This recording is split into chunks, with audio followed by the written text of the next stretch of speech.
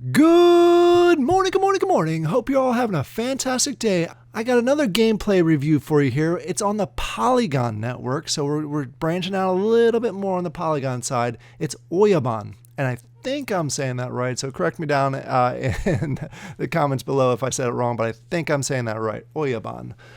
This is a game, again, for the Polygon side. You can get the NFTs over on OpenSea. What this essentially is, it's a fighting game that had some unique aspects to it.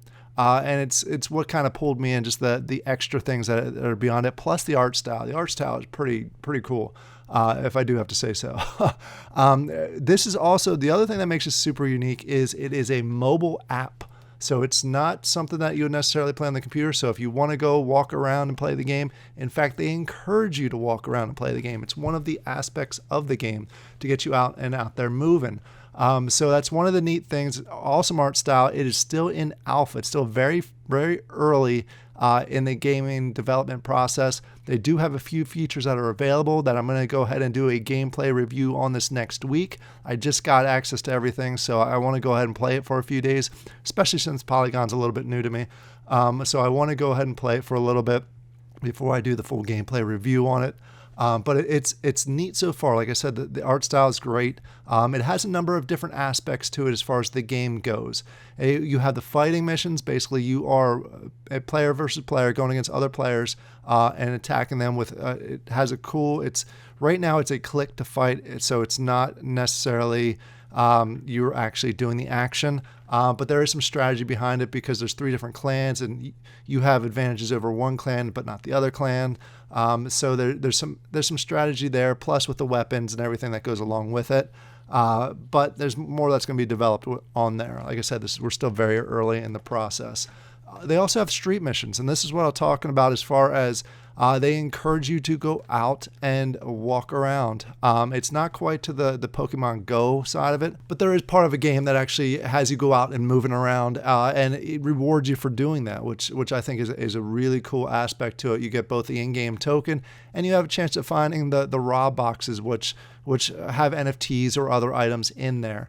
So it's a neat chance to get you just out and moving and a reason to get out and moving. Sometimes we won't need that. Down the road, they'll have breeding, which they're calling recruiting. You basically take 2 of your Yakuzas and you're able to use them to recruit. They call it, again, it's a breeding aspect to the game. You level up and build up your stats. And then you can go ahead and use those in both the battling, and it also can give you benefits in the street missions.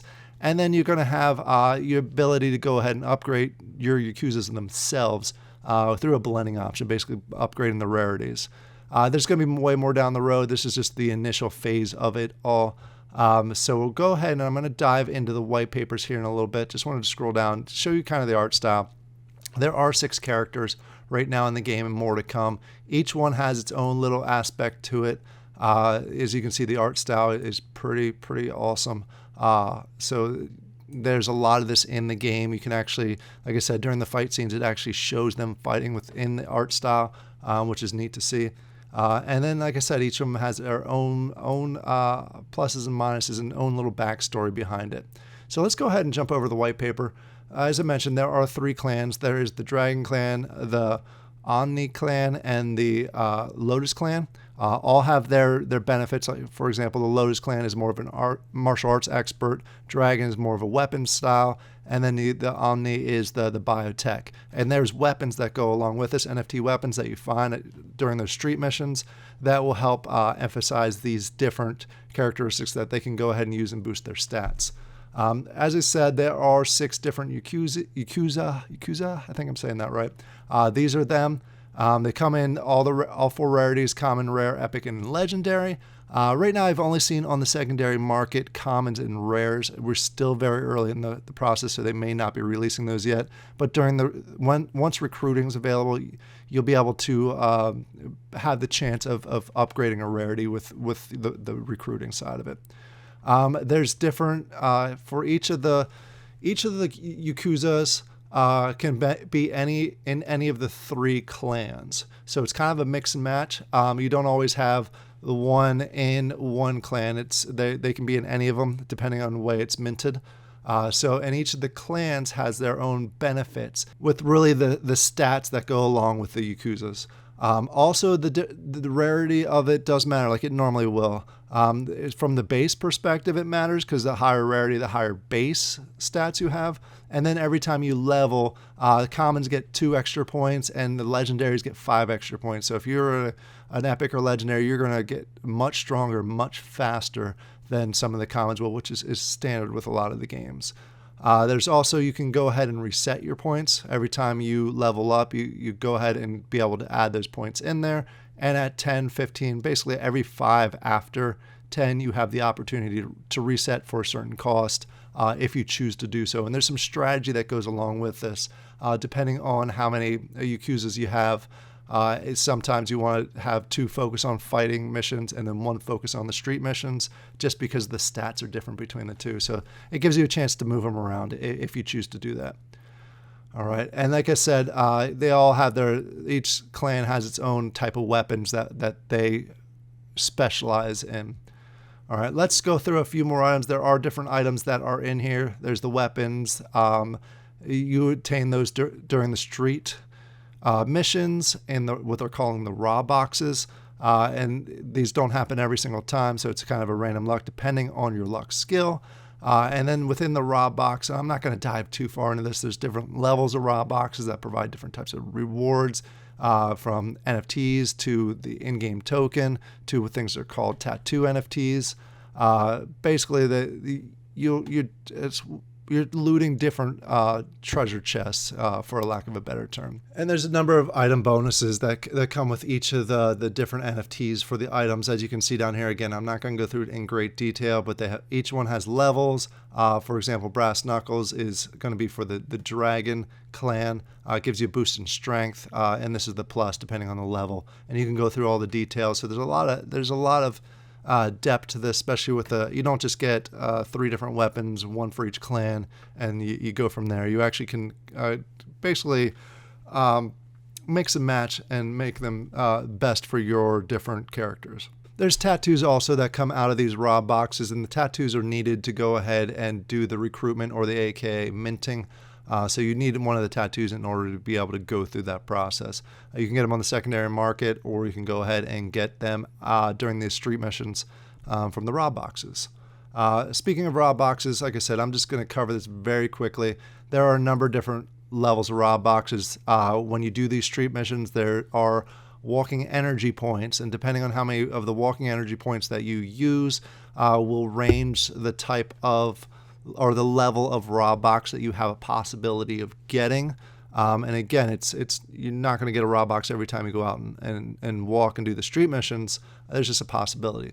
But as you get additional Yakuzas and you level them up, you have higher chances of getting different ones. So most base, when you start out the game, if you only have 1 Yakuza, you're going to have 2 walking energy points. So you're most likely only going to get level 1s. As you get more Yakuzas, you go ahead and increases. You can get level 2, level 3, and obviously the higher level raw boxes you get, the better chance at the different rewards that you're going to get.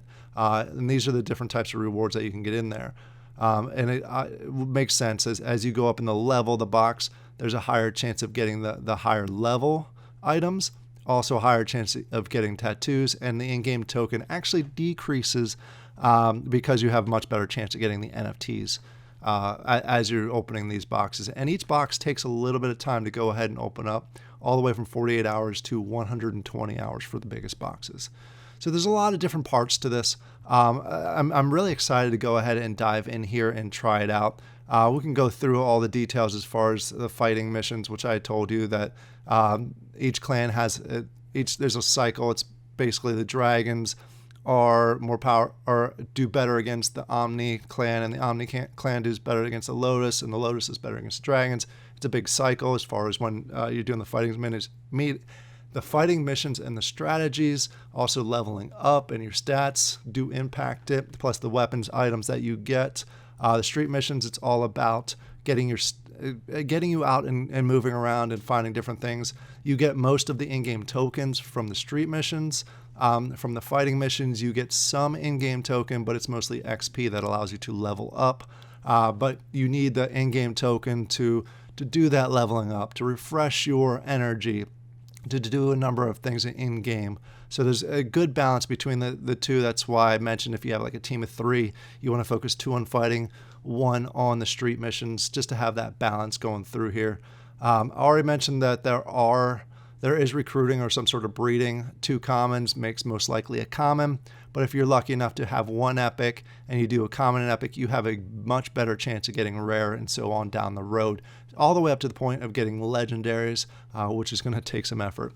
Each Yakuza can only recruit 5 times, and every time that they recruit, it costs in-game token, and that in-game token amount is going to increase every time they go through the recruitment process. So keep that in mind. They can only recruit 5 times, which is plenty, to be honest with you, because once you recruit, you're going to have another Yakuza that can help recruit, and it's just going to multiply from there. So I'm glad they limit it to 5, and I'm glad they increased the in-game token to be able to do that. I know I'm throwing a lot of information here at you. Like I said, a week from now, I'm going to go ahead and actually jump into the game and show you the actual play of the game. I just think it's a very interesting concept. The mobile aspect with the fighting that you'd normally see in a lot of games, the art style is really cool to see. Plus the walking aspect really makes this a unique one. I've always heard that there are walking ones out there, but I've never found a good one that actually connects to a game very well. So I'm really interested to see how this connects between the two. So this is just supposed to be a very high-level overview of the game to let you know what is coming here in the near future. I'm very, very interested in, like I said just a few seconds ago, there's some interesting aspects with this game. The art style is fantastic. I can't get enough of the art style. And I'm not a huge fan of reading these types of books or watching these types of anime, and maybe get myself in trouble by calling it anime, because I never know. I'm not the biggest anime fan, but I think this is a super cool style to it, and the game itself, it looks very promising as far as the different features. Again, very early in the development process, so not all the features are there. So in a week from now, let me know down in the comments below, what are your initial thoughts of the game as far as just the talking through it. Once I do the gameplay review, I'm sure you'll get a better understanding of what the game actually looks like. But check it out, see if it's right for you. I just throwing it out there, and it's a little late in the video, but it's not financial advice, so please make sure you do your own research before you jump into a project. This is just a game that I'm interested in, and I'm going ahead and trying it out, and I'll let you know what my final thoughts are after I go through the gameplay. I hope you all have a great day. Go ahead and comment down below what your thoughts are of the game. I'll talk to you later. Bye.